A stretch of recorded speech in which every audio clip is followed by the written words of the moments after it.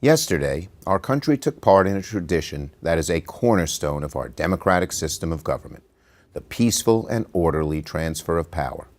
The ceremony also offered Americans a chance to hear their new president articulate his vision for the country. Today, in a conversation with you, the American people, I want to share the Democratic Party's vision and how we will work to advance it in this new year and new Congress. First, we are going to recommit ourselves to a set of principles that have always been at the core of our party, what my friend Senator Ted Kennedy called economic justice, sticking up for working families, economic fairness for the American worker, opportunity and prosperity for the American middle class and those trying to reach it. Those principles will always be our North Star. We will follow them, we will fight for them. And second, we shall fulfill our solemn constitutional duty to hold the other branches of our government accountable. It is not our job to be a rubber stamp. It's our job to do what's best for the American people. That's why we were elected. So, to the extent that the President and Republicans in Congress pursue policies that help Americans and are consistent with our values on issues like infrastructure, trade, and closing the carried interest loophole, for instance, we stand ready and willing to work with them.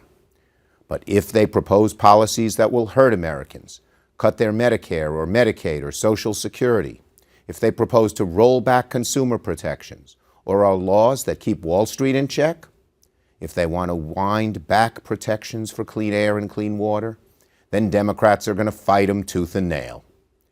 When they try to rush through a cabinet full of billionaires and bankers without proper vetting, when they try to rip affordable health care away from tens of millions of Americans and have no plan to help these folks, then Democrats will fight them with every fiber of our being, as we're doing right now. And what we will always do is hold the president accountable to the working people to whom he promised so much, and accountable to the people of all colors and creeds and sexual orientations in this country for whom he is president. And perhaps most importantly, accountable to the law. Democrats will make this year's Congress an accountability Congress. The president ran against the establishment of both parties. He promised to change the way America operates, to oppose elites, drain the swamp, and pay attention to working families. But since the election, he seems to have forgotten that. His cabinet is stacked with billionaires, corporate executives, titans of Wall Street, and those deeply embedded in Washington's corridors of power. Too many support the same hard-right doctrinaire positions that many in the Republican Party have held for years, policies that the American people have repeatedly rejected.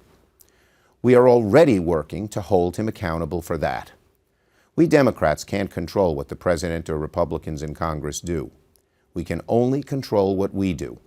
And what we're going to do is keep the faith, hold true to our values and principles, and fight for them, and always, always, always hold the president and his party accountable.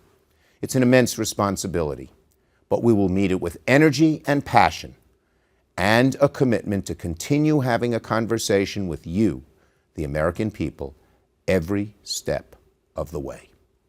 Thank you. God bless America.